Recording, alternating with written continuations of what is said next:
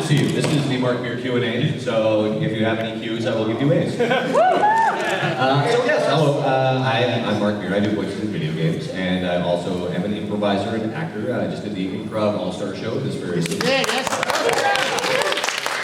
And I also, I'm here in the capacity of my role in Versus Valerie, which is a web series. I believe there was a screening last night, and there's going to be a panel tomorrow at noon. You'd have to refer to your program to find out where that's at.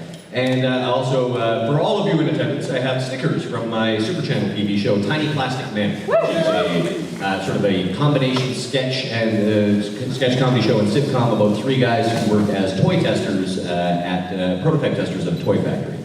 So yes, these are here, yes. And although this might lead you to believe it's animated, just the opening sequence is animated, and we have animation within, but it is a live show.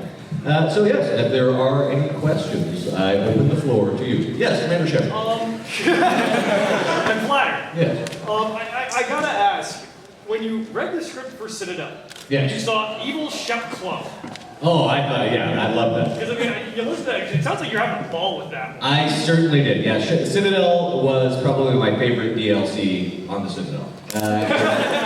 It was my favorite DLC to record. There was just like so much great little bits of closure, emotional closure, certainly, like with all the characters, and you know, and now has everyone played Citadel? And there were only spoilers. Okay, all right. So the big party and things like that was fantastic. It was actually my friend Kathleen Brutzart, who's also an actor and improviser that I work with. She sort of spearheaded the push for there to be a big party with all the characters together in one spot. Sexy party. Yeah, and I think that was actually inspired by some fan art actually that came out that was just of all the characters together in one room raising a glass I actually noticed that if you go with the quiet room, you put Trainer on the bar, he actually starts rhyming off the fan cocktails. Right, yes, exactly, yeah. There was so many little bits of fan service and in-jokes, things like Shepard coming face-to-face with Blasto, That was the entire thing where it's just you in one room. Yes. You're talking to yourself. Yeah, because in that scene I'm playing Shepard and Blasto and the Borcha actor. So, yeah, that was a really fun one to do. I really enjoyed Citadel a lot, actually. And just speaking of the Shepard clone, now this is, of course, we are never really privy to what's going on until we get to the recording studio that day. You might be able to look a little bit ahead, but you're basically finding out about stuff as you're recording it. And when I found out about the evil clone, I immediately had this great idea that was far too late to implement, and they might not have listened anyway, but my idea was, okay, what if they had reversed the X and Y chromosome on the clone so that so a female Shepard would fight an evil male clone and then Shepard would, When I first saw him, I thought Conrad Berger finally got nuts. Yes, yeah, it's not outside the realm of possibility that someone will eventually do that on YouTube, like just cut together the Fem Shep and the Bro Shep games so that you are facing, That would have been much yeah, so anyone with a YouTube channel, feel free to any other questions? Yes. Yes. Speaking of YouTube, there's obviously been a lot of parodies of like the games that they splice together quotes. You made a lot of custom ones, like the YouTube boots you probably. Oh, Gamer Poop! I'm a huge fan of Gamer Poop. And now I have to thank Manslayer because he has given me a bunch of new catchphrases to write on 8x10s and say for people's voice messages. All those, what would be your favorite line from those? Obey.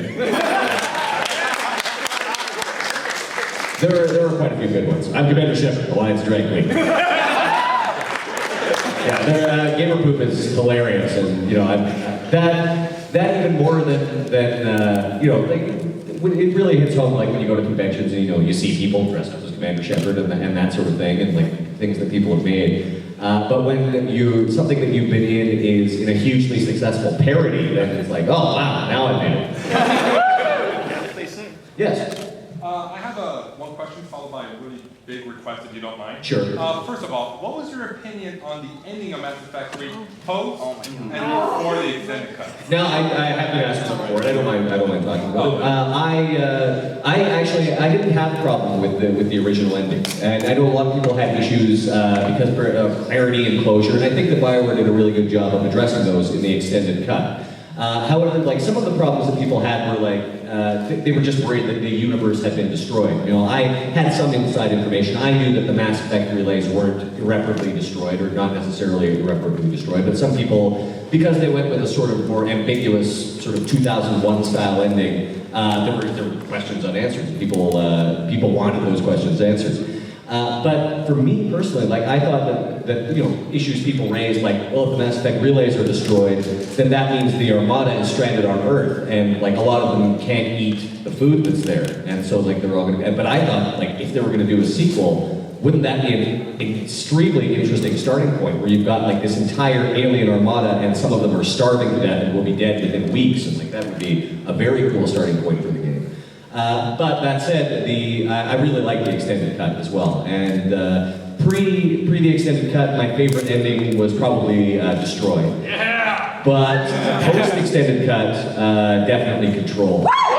Because you know, where Shepard gets to be an immortal Reaper god. That was pretty cool. Your mind slave for all eternity. Yeah, exactly. And beyond that, you know, I got to voice that ending, so yeah, I like that one. In some ways, we were talking about Citadel earlier. I think with the extended cut and Citadel, like that's just such a perfect ending to the game. We're taking both of those into account, because with Citadel, you have all the emotional closure that people were looking for. Sadly, of course, there is no way for you and Liara to have blue babies and live on a beach. But I know some people wanted that.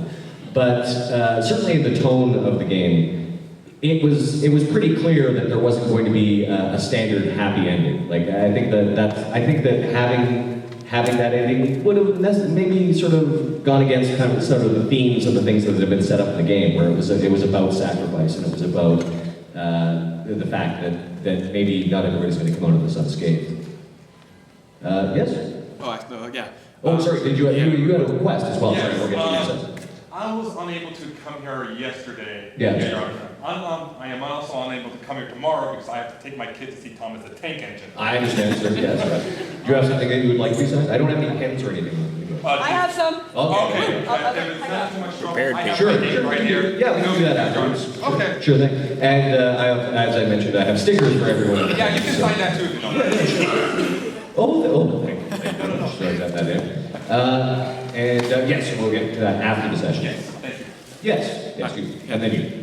I just had a question because while playing Mass Effect 3, I was really confused with this about the Commander Shepard VI and why it was just something you could talk to, and maybe could it have been something that maybe, because in one of the Renegade options it'll say like, just unplug me out of the circuits and take me with you.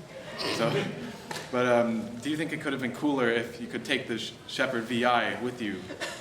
And like, That would have been sure. That would have been more hours in the booth for me. I would have been. I did like the Shepard VI, like those little in-jokes, things like that. As I said, I'm always a fan of them. And yeah, so the Shepard VI was essentially something that was created when Commander Shepard was believed to be dead, and was sort of this vacuous version of Commander Shepard. So that was a really fun thing to voice. So I wouldn't have minded if the VI had showed up more and more. Maybe you could have installed that as the ship's AI instead. Oh, Joe would love that. Yeah, sure. Probably not as much as me. And then this gentleman was next. I'm not sure if you've answered this in previous panels and stuff, but do you have a favorite female character that relate to romance? For the romance options, so I, of course, had inside knowledge of the game. So when I did my playthroughs in Mass Effect 1, my Renegade romanced Ashley and my Paragon romanced Liara. And then when I played 2, I knew that neither of those characters was going to be around. Or, you know, they'd be popping in, but they wouldn't sort of be like playable NPC characters. So my Paragon switched over to Tali, and my Renegade romanced Miranda. And I haven't done my full playthroughs of 3 yet. But there, you know, if I just have to find 120 hours to spare. I was thinking about going back and you know, just say with my Paragon romancing Liara all the way through it, because there are different options. Like you will get, you know, if you sort of played around on those characters, there's different dialogue options that come up. I think that yeah, I mean, so I don't want to play favorites. So By all means, play favorites. yeah, as you see, my Shepard's just sort of playing the field, really. Yes. Who do you think has the greatest butt in Mass Effect? That's That's a good question. Well, you see Miranda's butt quite a bit. Yeah. You see a lot of butts in Mass Effect. There's a lot of bum action. Sorry? In Mass Effect, as some wags of the yes. What was your favorite line to record as Shepard? My favorite, I always, Jennifer and I both always pick the catchphrase, I should go. Just what we said the most. But there were certainly a lot of the renegade interrupts were, like, I'll relinquish one bullet, where do you want it? Things like that, yeah. And, the things like things that you say before you throw guys out windows and things like that. The renegade ones were often the most fun to say. Yes? Have you ever had cases where, like, your work for BioWare has led into, say, the Irrelevant show or vice versa? Sorry, speak up. Sorry, have you ever had cases where, like, work you've done for BioWare has led into the Irrelevant show or vice versa? Actually, funnily enough, so I do a show on CBC Radio called The Irrelevant Show. It's a national show, so you guys should get it out here. And we've just been renewed for another season, I believe, so it's looking good. So in the last season, we just did a sketch where I was answering letters from fans of The Irrelevant Show. And in the sketch, I basically always bring it back around to Mass Effect. So it'll be like, oh, I like that scene you did about hockey. It's like, well, it's funny you should mention that. But yes, I am the voice of Commander Shepard. So I believe that's available if you go to the cbc.ca/irrelevant show, and most of our sketches are up online, podcasts of full episodes. So I think you should be able to find that. I think it's called Irrelevant Show Mailbag or something like that. And I posted, I think I posted it on my Facebook and on my Twitter, so you should be able to locate that. So yes, sometimes there is a little bleed over, but I made that happen because I wrote that scene. So yes. Oh, sorry. I'll get to Miranda next. Yes. It's fine, it's fine. Did you have a favorite scene to record? Like, when it was just funny, emotional, or just over the course of the game? It's a huge game, and we did it over the course of many years. So yeah, there's a lot of favorite scenes that stick out. I'd be hard pressed to pick one. Definitely, I always talk about the final scene with Anderson. Just watching the Earth, and it was like, yeah, it was really an emotional scene, and Keith Davidson did such a great job on that. And again, I was in the booth with Keith David's performance in my headset, so it's like I'm doing the scene with Keith David. It wasn't just acting into a vacuum because he recorded first. And so that one definitely is up there. I also enjoyed the comic relief scenes, especially the ones where I was playing all the characters. Like for example, the If You Cal Bionic God scene, that was a lot of fun. Scenes with the Borgia, that sort of thing. Again, I mentioned the scene with Blasto with the Borgia and Shepard. Like that was good too. And I had a great time recording just the Blasto sound, because obviously they weren't animated until the final game. But all the little Blasto scenes were a lot of fun, because my buddy Tom Edwards actually played Boobin, Blasto's partner. And I'm not sure if everyone knows, but Jennifer Hale actually played Boobin's sister. Yeah, that Blasto has an affair with. So. Yeah, so for all the fans of fanfic out there, male and female Shepard did get together. I don't know if you guys have seen that one. It's a little disturbing, actually, because someone did like some fan art of male and female Shepard making out. And it's like, that did happen, but one of us was an Elcor and one of us was a Hanar. So. I believe you were next, yes. I kind of have a question. This might be a bit obscure and unrelated to Mass Effect, but you've been doing a lot of other work kind of online with CBC, Versus Valerie, Tiny Plastic Men, things like that. And what's really cool about that is that with social media, it's really neat seeing Canadian artists and performers being put on the map more. And with that kind of system coming into place, do you think that Canadian art and pop culture is going to kind of gain more of a presence as time goes on? We've got a fairly strong foothold now. Like, people often make the joke that Los Angeles is one of the biggest Canadian cities because there's a lot of Canadians that live there and a lot of artists. And again, like I certainly can't take credit for it. I think my friend Nathan Fillion might deserve a little more credit than that. He's kind of the guy who put genre Canadians on the map, as it were. And so I think we'll see that more and more. And certainly, you look at stuff that gets shot, like Smallville and Battlestar Galactica are all shot in Canada, so you see a lot of Canadian actors appearing in that. And yeah, I think that you know, rather than just being a Canadian artist these days, you're just an artist because the internet extends the reach of everyone to reach a worldwide audience.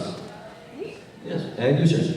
What kind of advice would you give to aspiring writers and directors? To aspiring writers and directors, well, I would say continue to write. Writing is, yeah, it's a hard thing to do because you just have to approach it like any other craft. You have to just practice and write and continue to write. And often with acting, it's easier to get immediate feedback, especially if you're performing live. You've got an audience that's right in front of you. With writing, you're often asking your friends to read it and getting their feedback, and that's very valuable. So if you can find friends who are willing to sit down and read your stuff. And now, are you talking in terms of prose? Are you talking dramatic writing, or just in general? Yeah. So keep writing. Certainly, again, the internet allows people to get their writing in front of lots of people, because with the blogs and things these days, it's not like the old days where if you wrote something, you might have to, Xerox it and staple it together yourself and hand it out on street corners. Now you can sort of set up a blog, you can get feedback from people immediately. Yeah, you can make use of the comments section and that sort of thing. Ignore the people who swear. And yeah, I just say, keep writing and keep honing your craft.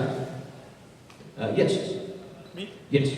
I heard that in the All-Star Improv, you mentioned that one of your dogs is named Edie. Is that true? Yes, one of my dogs is named Edie. It's actually, we did not name her, and it's not named for Edie from Mass Effect. Her name is actually Edith, and she was a rescue dog, so she was named when we got her. So yeah, people often assume that she's named after Edie. She doesn't look like Edie at all. No. Yes?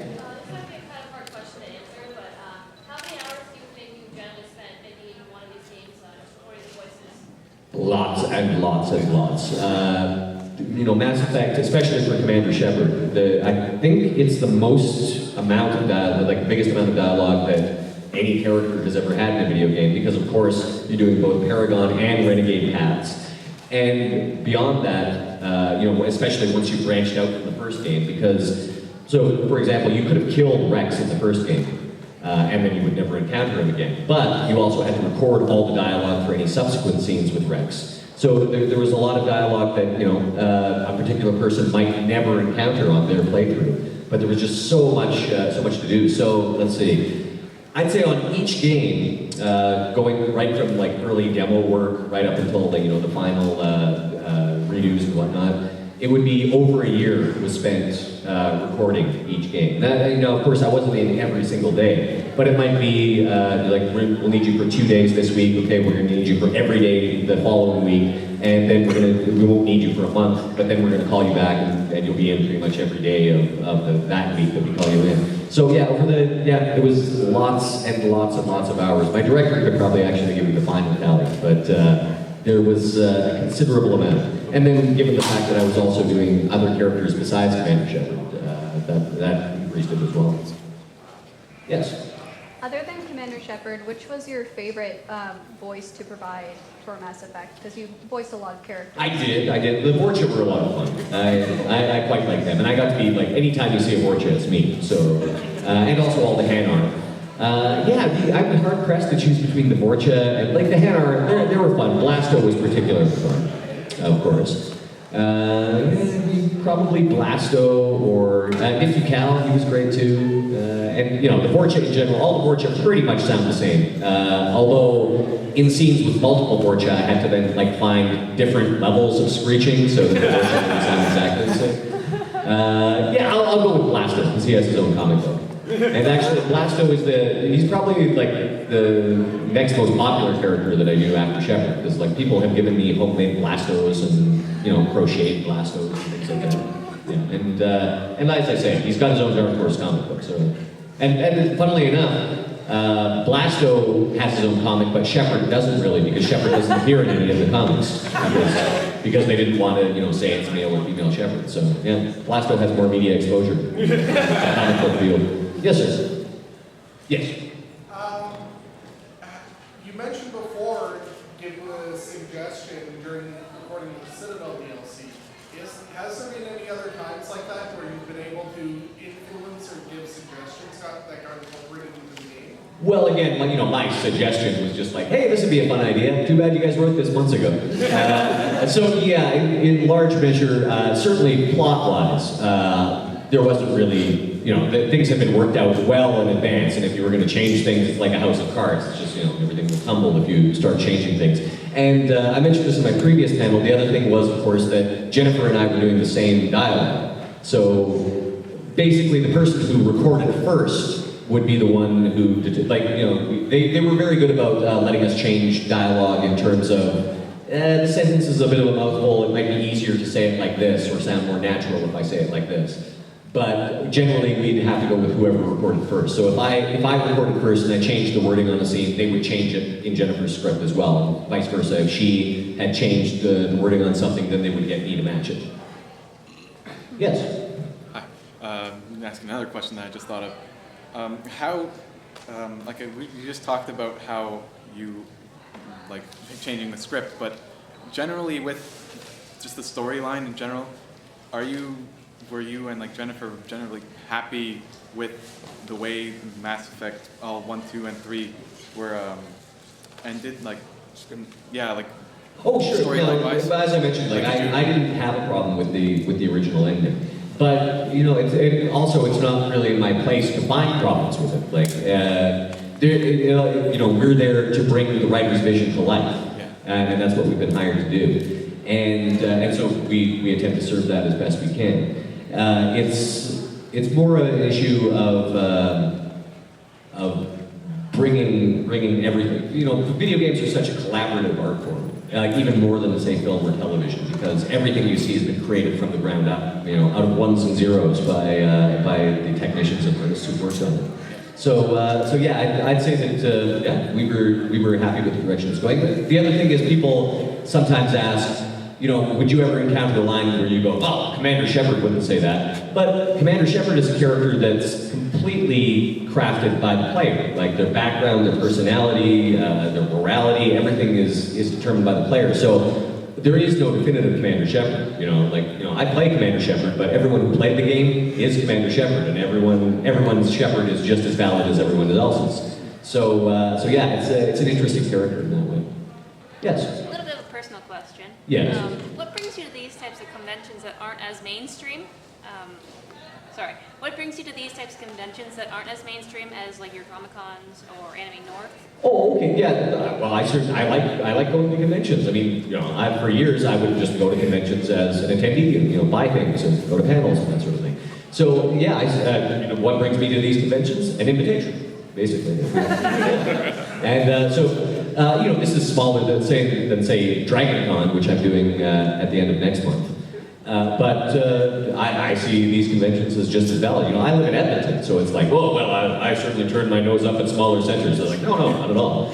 And from what I understand, this con is growing by leaps and bounds. So in a few years, this may be a major convention. Yes. Yeah. Just expanding on what you said before, Commander Shepard is a character that you had both yourself and Jennifer Hale doing it. So whoever recorded first wins. Did that have a fairly large impact on how you had to go about the performance, or having to match the other performance of the other Commander Shepard? Well, it was more a matter of matching the dialogue than it was to matching the performance, because, of course, men and women could say the same sentence, but they're going to say it differently. So yeah, it would have been odd for, to just match the performance of whoever came before. It's like, no, I hit that word more. We're basically left open to our interpretation of how to deliver it. The thing that had to match was what we said and basically the length of time we took to say it. So for example, I couldn't take 90 seconds to say a line that Jennifer took 70 seconds to say. We had to match up because the animations and everything were matched. People have raised that thing that, of course, FemShep kind of had sort of manly body language sometimes. Yeah, but you have girly body language. Sometimes, yeah. So I don't know, they split the difference sometimes, I guess. Yes.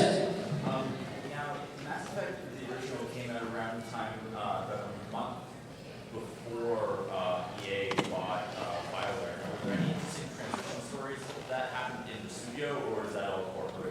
No, we never really noticed anything on the artistic end of things. It was business as usual as far as we're concerned. It took slightly longer to get our checks because they had to go through EA now.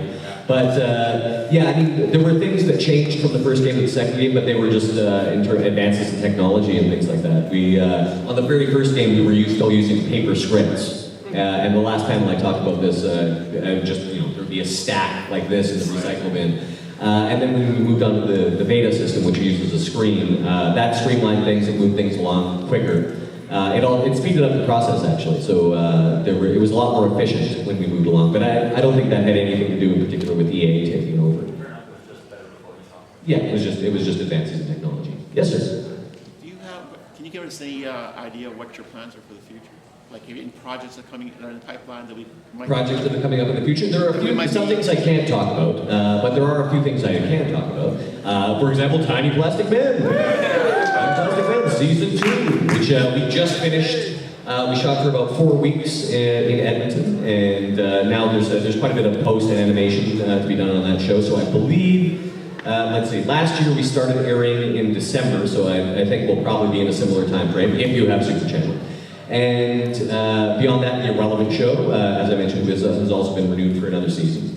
And so I'm a writer on that as well, so we'll be writing and doing live recordings. With the Irrelevant show, we actually take it in front of a live audience, and we do it old style, like old school radio show, so we're all standing at microphones with our scripts. And we have a Foley artist as well, and they actually broke some old Foley equipment that's been around since the 40s and 50s. They shipped it out from out east, they shipped it to Edmonton, and so there's the machine that you crank to make it sound like there's wind, and a thing with a bunch of shoes on it for a bunch of people walking. And our sound technician Dave Clark, he does things like punches cabbages and makes all the sound effects live, so that's a lot of fun.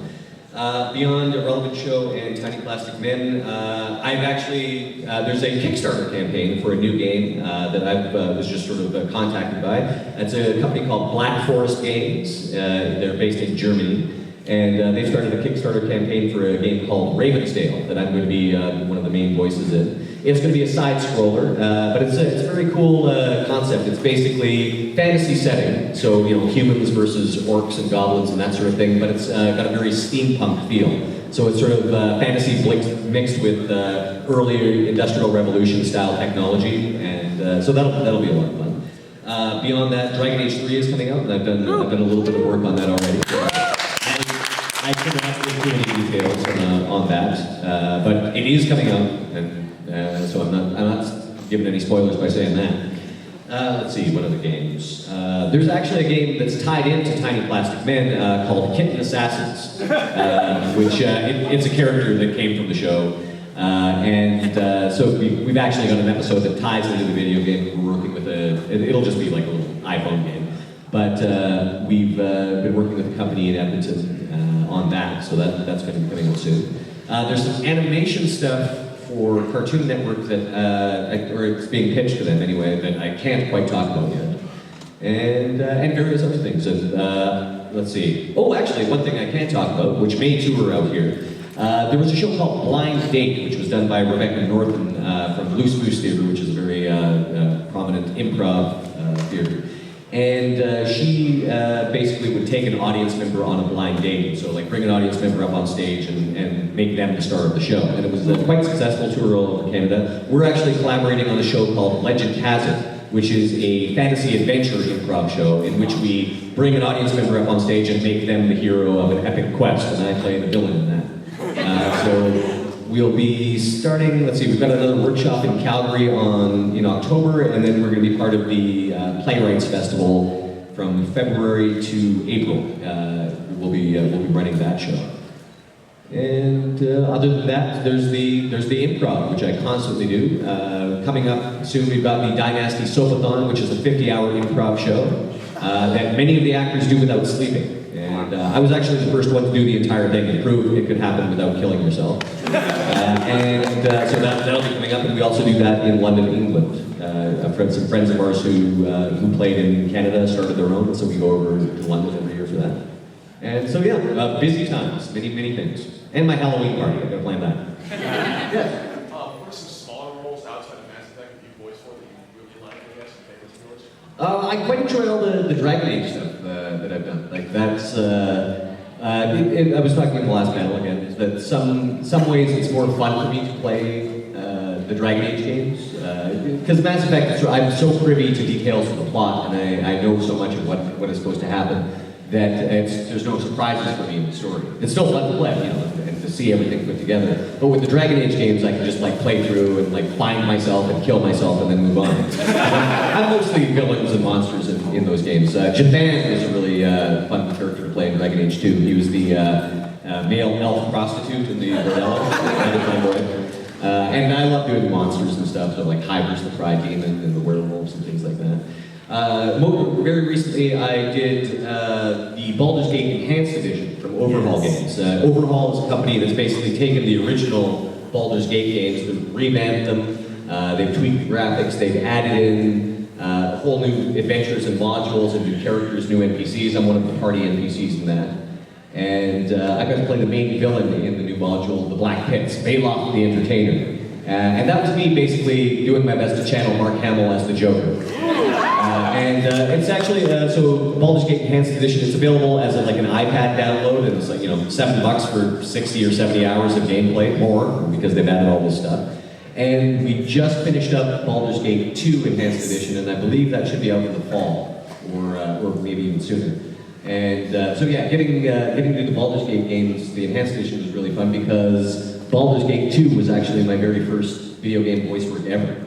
And so it's kind of neat to come full circle. And given the fact that I did one line of dialogue in Baldur's Gate 2, right in the final cutscene, it's fun to actually get to be like one of the main party NPCs and one of the main villains. And yeah, so if Baldur's Gate 2, like Baldur's Gate Enhanced Edition did very well. I think they were the there app in Europe in the week of their release. And if 2 does just as well, there's the possibility that there might be a completely original Baldur's Gate 3. So buy Baldur's Gate 2 Enhanced Edition. Yes? I have two questions. Firstly, have you ever read a line while doing Mass Effect and thought this is stupid? Read a line and just thought this is stupid. If I did, I kept it to myself. No, I really admire everybody at BioWare. So I don't think I've ever encountered a line where it's just like, yeah, it's stupid. I'm not reading this. And the second question: what's your favorite store on Citadel? Whichever one I happen to be at the time that gives me a discount. Yes, you. As a voice actor, you're more heard than seen. So have you ever met anyone and as soon as they heard you talk, they went, "Oh my God, you're Commander Shepard," or? Usually it would be in a con setting, so there's usually a picture of me somewhere, and so yeah. It's never been just at a 7-Eleven and Commander Shepard. A couple of times, I've met people and they'll be oh, so what do you do? I do voices in video games. Oh yeah, what games? I do Mass Effect. What do you do Mass Effect? Commander Shepard. Oh! Yeah, so that's happening. Yes, you're in the black shirt. By my understanding, you still play D&D and stuff. What is one of your favorite characters you've ever made? Sadly, I don't play D&D regularly because there's just no time. Getting a bunch of adults together to play D&D is almost impossible. But however, I have started doing a show with Rapid Fire Theater called Improvised Dungeons and Dragons, which is us basically playing D&D on stage. I should mention also I'm going to be doing D20 live on this very stage tonight. But in Improv Dungeons and Dragons, basically the player characters wear full costumes. They've got their weapons and armor and magic items and equipment and everything. I play the Dungeon Master and I'm just in a neutral black robe. But I do exactly what a Dungeon Master would do, as in I play all the other characters they encounter, all the monsters, the townspeople, the guys that gives them their missions, their mentors. And it's a lot of fun. It's a good thing to do. When I did play D&D, I tended to go with spellcasters. Let's see. I had a sorcerer bard that was pretty good. Because of course both of those classes run off charisma, so that was fun. One way back, in high school, I had this was before they had tieflings and they had half demon characters. I actually was playing. We played a campaign, which it was a really odd campaign. It was insanely high level. All of the characters were chaotic neutral, and I was playing a Cambion demon, sort of half demon, he was chaotic neutral, completely insane. He cut his own lips off so that he just had a big smile all the time. Yeah, he was weird. And so the other members of the party included like a slab, if you know what those are. They're like essentially chaotic evil demons, or chaotic neutral demons. And a chaotic neutral lich who just lived so long that he'd gone insane.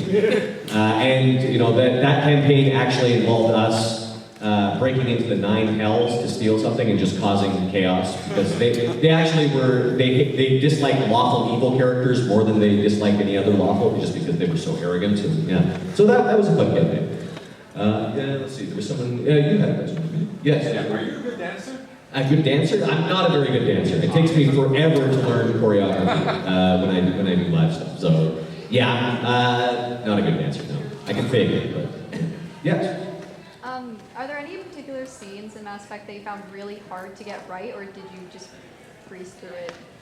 I mean, there were some scenes that got that we had to redo just in terms of because dialogue changed and things like that. But there was never this like, oh, I can't crack this. I gotta come back tomorrow and try it again. No, generally we would just move through. Yes. Who's your favorite superhero and why? Well, to be honest, I'm actually more of a supervillain guy. I enjoy the villains, you know, and it's always been that way. Like when I was a kid, it was always just like, you know, Cobra, the Empire. You know. These were the guys that I liked most. So I'd say, you know, as you see, I'm wearing a Black Adam shirt. So in DC, I like, you know, Black Adam and Bizarro. Bizarro is a real favorite of mine. In Marvel, definitely Doctor Doom is at the top of the list. But, you know, I like all the villains, Magneto, Red Skull, all those guys. And I'm a big Hydra fan. Hail Hydra! Hail Hydra! Yeah, both hands, please, both hands. Yeah. Yeah, so I actually know, I know the guys that run the Hydra parties at DragonCon. And they're really fun. Also, there was a huge party at MegaCon last year. It was an Arkham Asylum party. And it was just all Arkham Asylum themed. It was really nice. I quite enjoyed it. Let's see, I just want to make sure that, you have last one, yeah? Obviously, you mentioned you play games, you play Mass Effect, but do you have a favorite game that's not Well, I'm contractually obligated to mention all the games that I've worked on. But beyond that, I do tend to like the RPGs, and I tend to gravitate towards like the big open world ones as well. I love the Fallout series. Yeah! Fallout is excellent. At the last con I was at, I just bought a Stim Pack replica. It was really good. So. I got my Vault suit back in my room. Oh yeah? 13! They're Vault 13? Thank you very much. Let's see. Also, Red Dead Redemption, particularly Undead Nightmare. Undead Nightmare I like even more than the main game, actually. Let's see, what else? The Batman, like the Arkham games, Arkham Asylum and Arkham City, they're excellent. I usually play most superhero games that come out at least once, you know. What other favorite ones? Yeah, Fallout's definitely up there. Obviously Skyrim. I mean, man, I spent hours just arranging the books in my house, according to subject matter. And then one day I walked into my house and the shelves were empty. I don't know if that's happened to anybody, but that's really heartbreaking when you walk into your house and like all your stuff is gone. So, Was that in the original part of the game, or was that actually in Earthfire? No, it was in the original game. Yeah, I think I had a bit of a glitchy copy. Yeah, so all my books, my orcs library was gone. Yes. Do you have any big fish stories about roles that you really wanted to get, but you just didn't, and they ended up being huge? Well, you know, generally, I mean, Commander Shepard was the one that the huge role that they got. I mean, certainly there have been like roles in plays and things like that. Let's see. Just and theater-wise, I was really angling to play Hedvig in the Angry Inch. Yeah, it was good. It was good. But a friend of mine got it, and it was brilliant. It was really good. So I can't be sorry about that. Let's see. Yeah, as far as big fish roles that I was auditioning for. Here's an interesting thing. I did a lot of demo work on Knights of the Old Republic, the original Knights of the Old Republic. And I was actually the demo Carthanasi. And the person who ended up actually being cast as Carthanasi was Raphael Sbarge, who plays Cade. So it's like, oh, Raphael, pick me up for Carth. Yes. Oh, sorry, this guy first, then you, and then you, sir. So you in the back of the green, please. Okay, sorry. What's the most bizarre kind of experience you've had with a fan? Most bizarre experience when? With a fan. With a fan? Yeah. Bizarre experiences with a fan. I was once just hugged unexpectedly by someone in full armor, and that was, I was like, ah, from behind, kind of like, what the? Yeah, so I thought I was being mugged. That said, I do have to say, that was when it really, the first time that it really hit home that Mass Effect was huge, was when I was at DragonCon, and I was just attending, you know, that's kind of my vacation every year up to this point. And somebody walked by dressed as Commander Shepard, and yeah, that really hit things home. But I haven't had many bad experiences with fans at all. It's all been positive from my point of view. Sure. Okay, I gotta ask, you were saying, I remember you and I talked about this even at GenreCon, about the old Nick Fury comics. Mm-hmm. Oh, here we go. If you were given the choice Yes. to play one in a game, Strucker or Fury? I would probably pick Strucker. Yeah, so I have learned to do a German accent. And as long as I didn't have to shave my head with a mocap. Was there a character you really disliked in Mass Effect? I would say either playable or not playable. There were no characters that I disliked. Some people often it's like, oh, didn't you hate Conrad Werner? And I'm like, no, I love Conrad Werner. I thought he was hilarious. And actually, my friend Jeff Page played that character, so it was really fun. And I'd worked with Jeff for years in theater, so it was really fun to get to play those scenes with him. Other people asked us like, oh, don't you actually hate the reporter? It's like, no, because that's April Bannigan plays that role, and she's been a good friend of mine for years. Her brother was actually the best man at my wedding, so I love all the Mass Effect characters. Yes. Oh, sorry, this guy was first, and then I'll get you. So. Are there any voice actors you've worked with who you've had like nothing but perfect experiences with? And are there any voice actors you really want to have a role with in the future? Well, I've had a good time with all the voice actors I've worked with, but in large measure, we're working individually. And because of the beta system, I do have the performances in my headset. But most of the time, I meet my co-stars after the fact. Like Jennifer and I didn't meet until, I believe it was the end of 2011 at a con. And cons is generally how I run into people. I met Lance Henriksen at that DragonCon I was talking about, where I was just hanging out as a attendee. But fortunately, Nathan Fillion was attending as a guest, because he's a friend of mine, and so I was just sort of hanging out with Nathan, and we got into the autograph hall before anything started. And he happened to be right next to Lance, and Lance was just setting out his 8x10s and whatnot, and I was able to go up and say, oh, hello, Mr. Henriksen, by the way, we've worked together. And he was very nice. We had a really nice chat about voice acting and whatnot. I've run into him subsequently. He's a great guy. Seth Green I met, again, just not actually anything to do with the game. It was socially. Because Nathan knows both of us and invited us to something in LA, just an event, and again I was able to like, oh, nice to meet you, Seth. And by the way, we've worked together quite a bit.